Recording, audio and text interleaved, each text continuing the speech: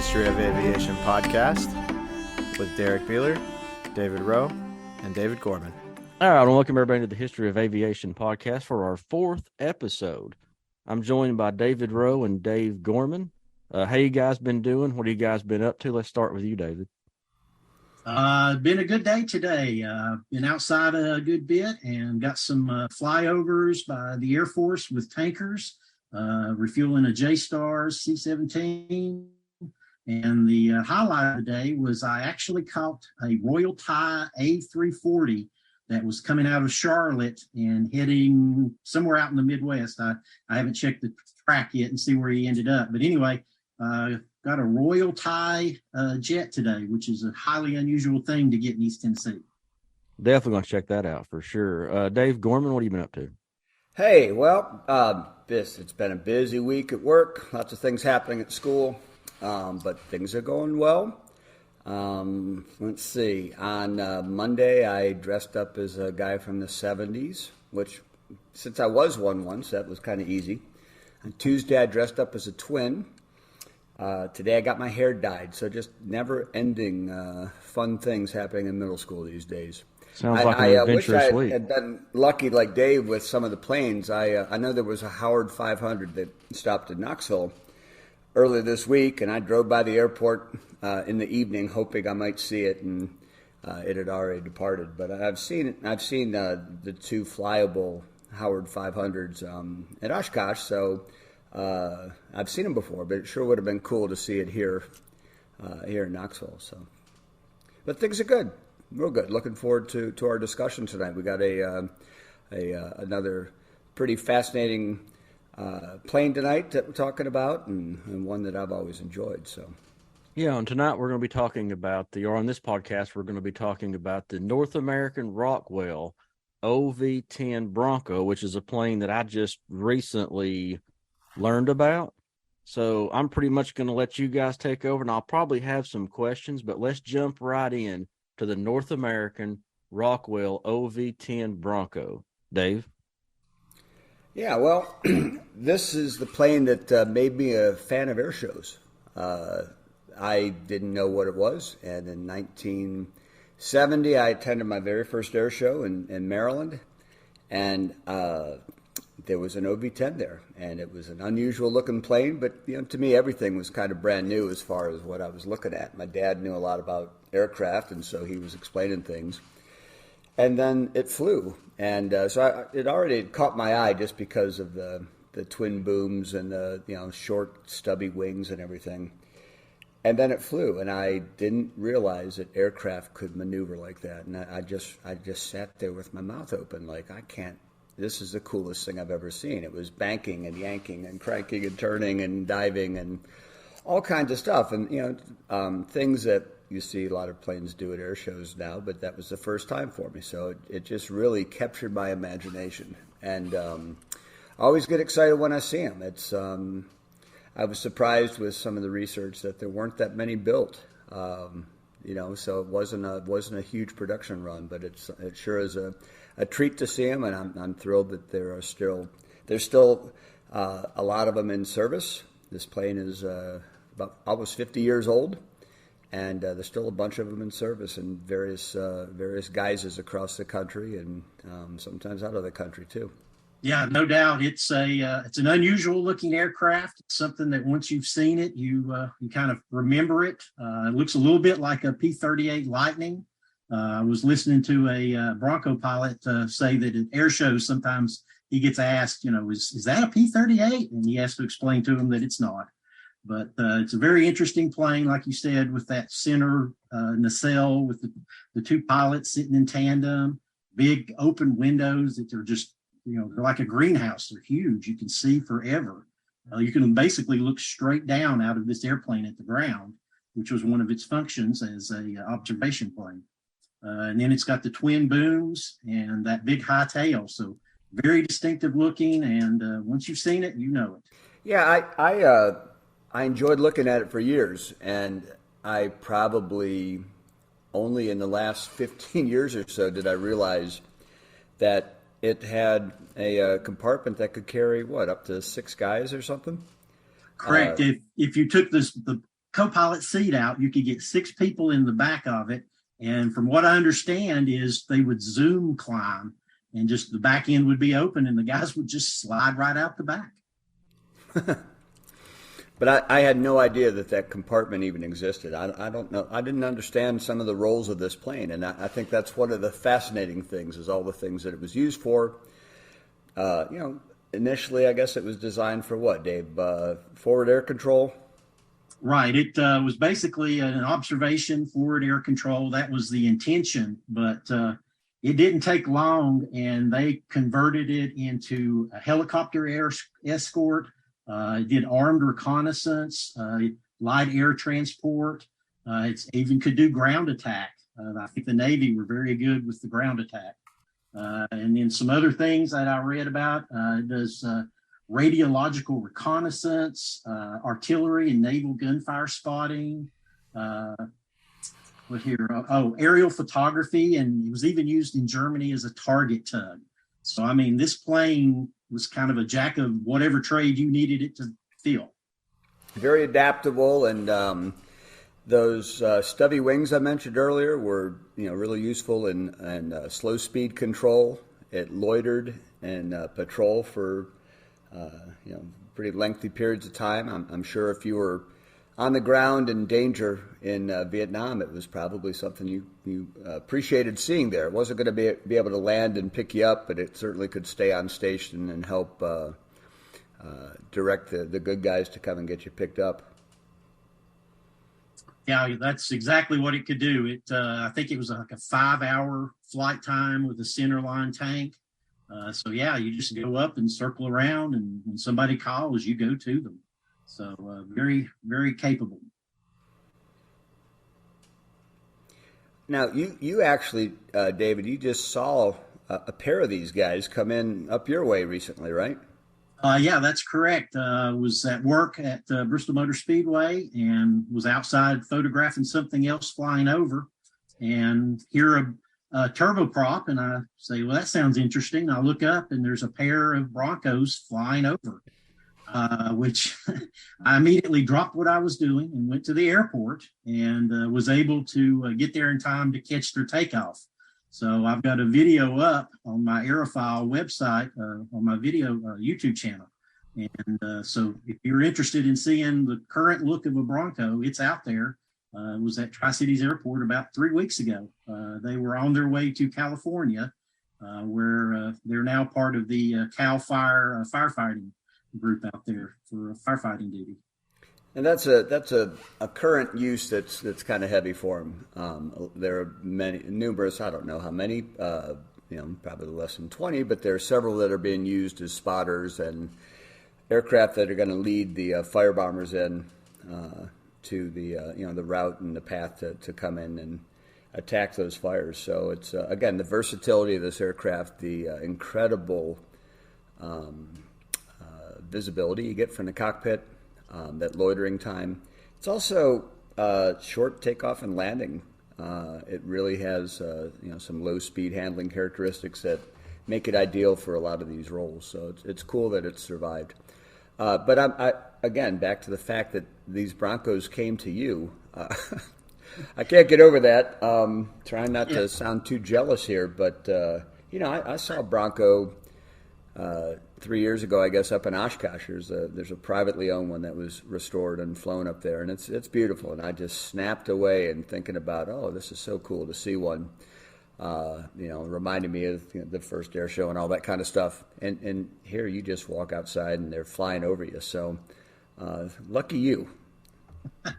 Yes, extremely lucky, and was glad to get to see them because they're rare. They're either overseas or over in California doing the fire duties. So just not in this area very often. But by George, they came by and I said hi. So there actually is another one that is in Tennessee. Anybody know where? I know. I know you. I figured you knew, Rowe. Tennessee Museum of Aviation in Tennessee has one in their museum that you can walk up to and look at and enjoy, and it's an interesting plane to look at. It really is it's a strange. It looks like an insect somehow to me, and this was an aircraft that was, if I remember the history of it, I believe it flew in South America doing some interdiction work, spraying drugs on the ground, doing some eradication work. There's some really cool videos I've seen of 3 or 4 of these Broncos, and they're deep dark blue and red, and they're flying in formation. They're doing aerial application and spraying, and I think that was some drug fields that they were spraying. It could have been mosquitoes, but I'm pretty sure it was drugs. And so this plane that is in the museum came out of that program, and it's probably been at the museum 10 years or so. It's hard to tell that a whole lot's been done on it. I sure hope it's a flyer, again, because it has that sentimental, or I have that sentimental attachment to it. But it sure looks good sitting still. I would love to see it up in the air. Well, like all airplanes, up in the air is where you want to see them, because that's where they were intended to be.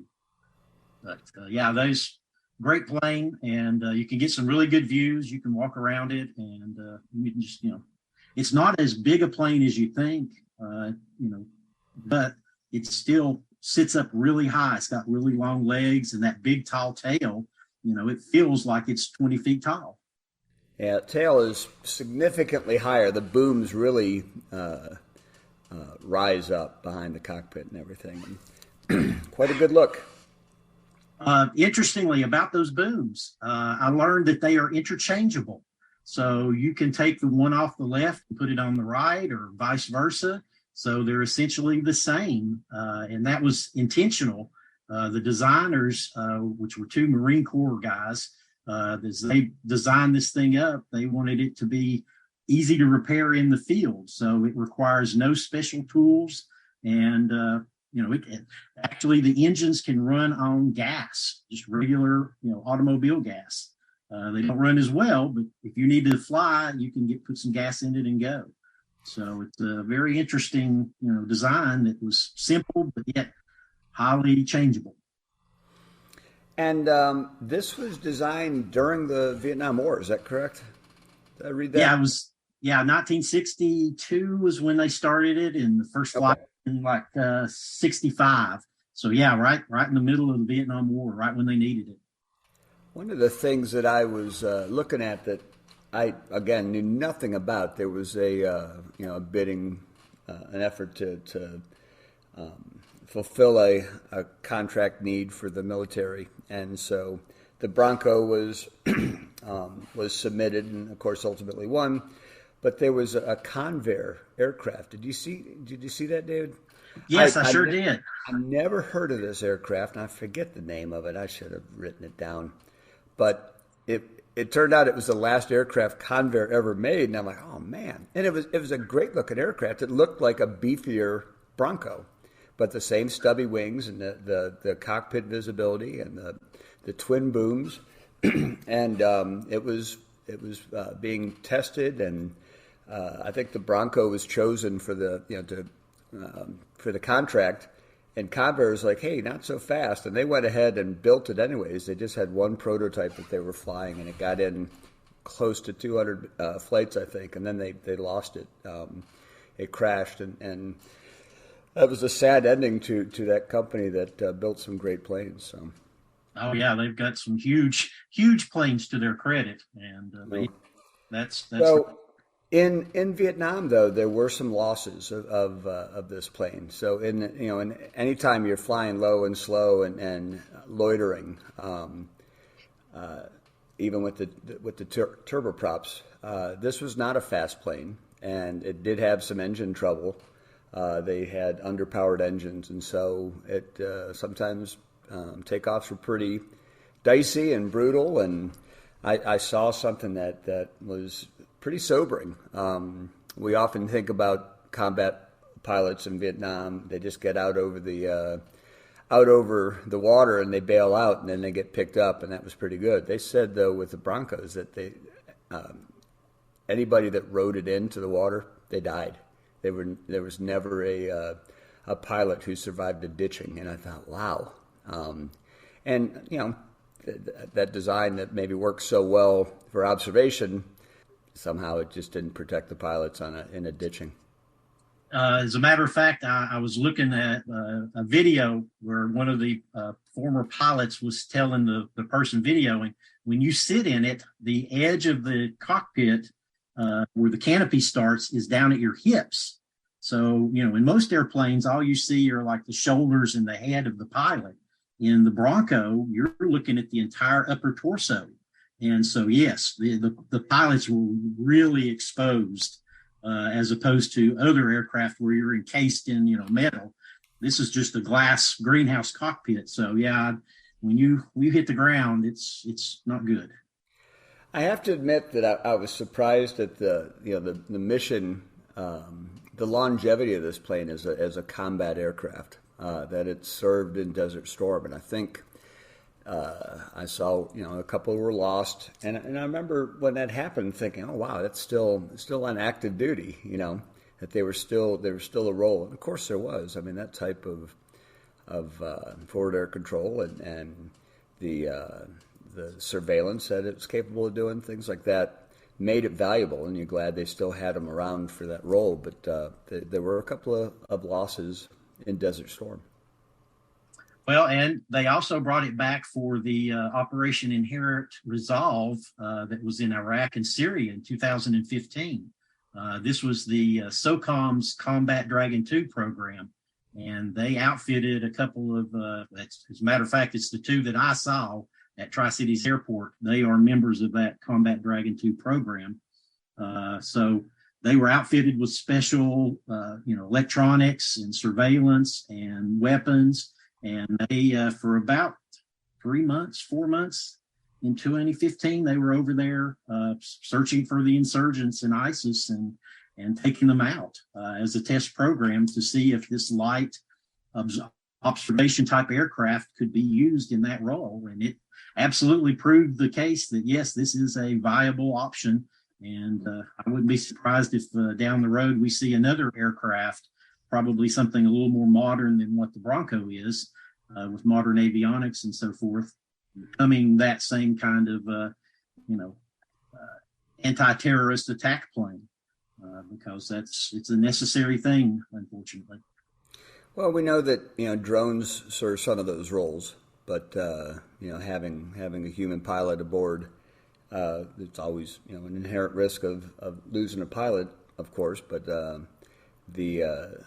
ability to have that human reaction, that human sense of what's going on, is pretty critical. And this was designed, as you said, in the early '60s, and to think that here we are, almost 60 years later, and we're still talking about this as an aircraft that continues to serve, continues to play a role. It's work out in California with the Cal Fire. Is it what's it called? Cal Air? Not Cal Air. I've got it as Cal Fire, but that's Cal Fire. That's slang. I'm not sure that's the actual name. Yeah, but they every once in a while I'll be looking at ADSB or somewhere, and I'll see Broncos that are out, and it's always cool. You see them out circling. It's not cool because they're working, and that's sad.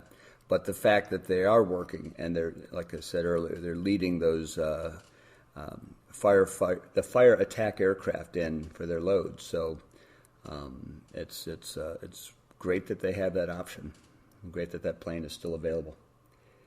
As a matter of fact, a few years ago, I was in Beaufort, South Carolina on vacation, and was sitting in the apartment, and I heard something buzzing off in the distance, went out on the deck with my camera, and there was a Bronco doing runs up and down the coast a couple of miles away from me. And he was doing, South Carolina uses it for mosquito control. And for about 20, 30 minutes, this Bronco would fly by me and go up the coast. And, 5 or 10 minutes later, he'd come back going the other way. And had no idea it was there, but that's another use that the Bronco is at. NASA has used it, Bureau of Land Management. So it's had several uses post-military with different organizations. I imagine that would be quite a story to, as you were talking about those Zoom climbs where they would, they'd have agents or they'd have personnel that they needed to perhaps deposit somewhere, as they say. That would be quite a story to just slide right out of an aircraft and into your free fall. Well, I did read that the Bronco is fully aerobatic. You were talking about those short, stubby wings. It could go up to 6 Gs. So, as a matter of fact, I saw a video of Bob Hoover flying the Bronco in an aerobatic routine, doing loops and rolls and a spinning dive that was just, I'm like, wow, you don't expect to see a military aircraft doing that kind of thing, but Hoover could put it through its paces. Yeah, I was going to say, if it could be done, he'd be the guy to do it. I mean, wow. I need to find that video, so I may ask you to share it with me. Okay, yeah, absolutely. Goodness. As we're talking about the North American Rockwell OV-10 Bronco, guys, let's jump into these specifications. Oh, well, it is a turboprop. They're Garrett T76G 420s, about 1,000 horsepower. Like I said before, they could operate on high-octane automobile fuel with only a slight loss of power, which that's kind of crazy because, like I said, if you run out of avgas, you just steal some from the local trucks. 5.5 hours of loiter time with external tanks. It could carry about 14,000 pounds in that cargo hold, so it's got a pretty hefty capability of carrying. Something interesting I learned is that high boom tail, where it's so high above the ground, you could drive a 6-ton truck, army truck, underneath it, and the bed of the truck would match up with the bed of the cargo hold of the Bronco. So you could transfer items directly from that 6-ton truck into the Bronco, which that's great design, simplicity. It could fly at about 288 miles an hour. The book says it can fly upwards of 30,000 feet, but what I read with those underpowered engines, about 20,000 feet was about its actual operating height. It just, wasn't really that good at getting super high. But again, it's an observation plane. You don't want to go that high. And about 430 miles of range. But, at 5 hours, you're just circling around waiting for somebody to call you. The first flight was July 16th in 1965. And it went into combat in 1969. And there were about 360 of them built. So not a large number. But, for after 50 years, them still being in service, that means they were a well-designed airplane. And I know you noted, David, that it was used by several other countries. Got Colombia, which I mentioned earlier, Germany, and there was one on the air show circuit in Europe recently that came out of Germany. I think you said it was a target tug aircraft. Right. I think that was the history of this one and why it survived. Indonesia, the Philippines, Thailand, all over in Asia, Morocco. That's interesting. Don't know a whole lot about their Air Force. Venezuela in South America. So, and do you know anything about when those were released? Were we still we were using them in Vietnam, and probably were keeping them to ourselves at that point. They weren't being released to those other countries until maybe they got retired from U.S. Air Force inventory, perhaps? Right. I believe most of these other country uses were post-Vietnam. Yeah. It's interesting that NASA used it, too. NASA ends up sometimes with a pretty cool Air Force, I still have to see a WB-57 one day, and I'm sure you have a story about one flying right over you, David. But right over Bristol Motor Speedway. Exactly. I'm waiting on that to happen. As soon as it happens, we'll let you know. I hope so. Hope it happens soon for you. Another interesting thing about the Bronco was it was used by the Marine Corps, the Air Force, and the Navy. They actually landed it on aircraft carriers, and it did not need arresting hooks or anything. It just landed, and because of its stall capabilities, it just stopped. So it was used by the three services, and they all used it for a variety of things. I know the Marine Corps typically flew with two pilots, and the Air Force typically flew it with a single pilot. So again, a little different service use, but they all found uses for it. But certainly saw a lot of success in all those uses, and the variety of it is one of the things that stands out for it. You know, it seemed like it could have been down for the count a couple of different times over its lifespan, and you know, it was a pretty stout little airplane, and it's still fun to watch, and I still am immediately taken back to being that 9-year-old kid when I saw the one flying Oshkosh a couple of years ago. I was just like, oh, look at that thing, it's beautiful. Here we go. It has great lines, and you mentioned the aerobatic capabilities. You know, just seeing it doing maneuvering in air, no flat fly past or anything. It's exciting to watch. Good looking plane, great looking plane. Completely agree with that. Just always interesting to see, and unusual, but yet memorable. Well, and there's always the hope with a 2-seat cockpit that we'll get a ride in it somehow. So Never know. It could happen. It could happen, but you better take pictures or it didn't happen. That's how it works, right? Don't we know? As we're talking about the North American Rockwell OV-10 Bronco, Dave Gorman, let's start with you. What's your closing thoughts? Well, I'm thrilled to talk about this plane because I've spent a lot of time thinking about it in the past and looking at it, and it is an automatic sentimental connection. It's a beautiful aircraft, a 9-life kind of aircraft. You know, the fact that you still have a chance of seeing them fly, and they're working. You know, they're not just for show. They still have a job that they're doing. Is a great testament to that design and its flexibility, and I'm going to keep checking ADSB to see if I can track another one coming over this way sometime. You got to spot one sometime at least. That's exactly right. And in the meantime, I can go up to Sevierville and stand and walk around that one and dream of hoping to see it fly one day too. I don't know of any, out of all of my years of being around McGee-Tyson Airport, I can't remember ever seeing one. But like I said, I just recently came onto this plane, so that's why I wasn't a whole lot in the conversation. But I don't think I can recall ever seeing one at Knoxville Airport. I never have. There's all kinds of stuff there, but that's not been one of them. And it's probably passed through and, you know, come in and on cross country and tanked up, and for some reason they don't call us about all those things. But we need to get a direct line somehow where they can, you know, at least send us a text or something. We're right there. Yeah, we'll give them a shout out on the podcast if they do. There you go. We'll take some pictures and some videos and post them for them all to watch and see. So yes, please. Definitely. David Rowe, what is your closing thoughts on the OV-10 Bronco? Honestly, Dave said it pretty much exactly how I feel. It's just a great airplane, great history. Love seeing it when it flies over, and luckily I have been able to see it recently, and just hope that it continues to work, and it will be out there for us to enjoy for many years to come.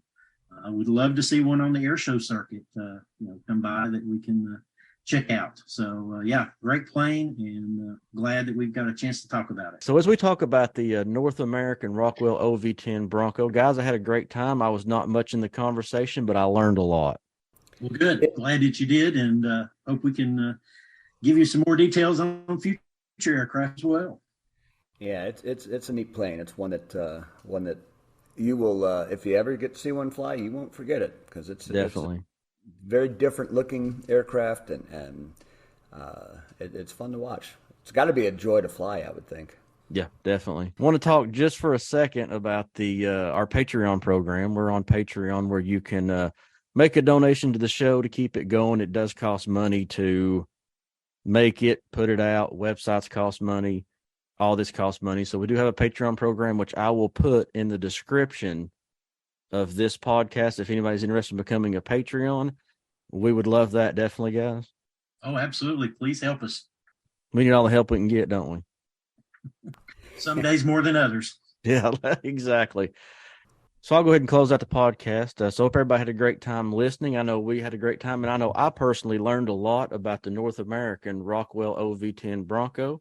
So for David Rowe, Dave Gorman, I'm Derrick Beeler. Thanks for listening to the History of Aviation podcast.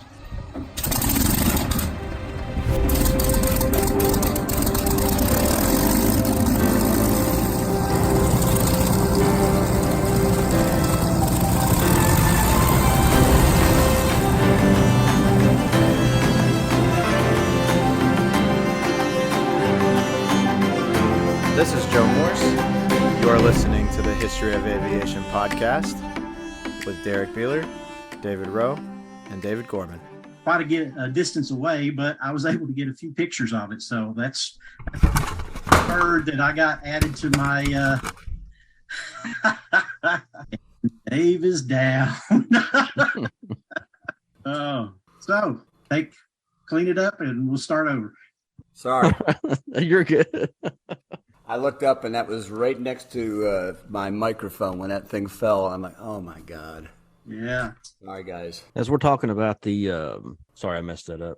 As we're talking about the North American Rockwell OV-10 Bronco, guys, let's jump into these specifications. Quiet, numbskulls, I'm broadcasting.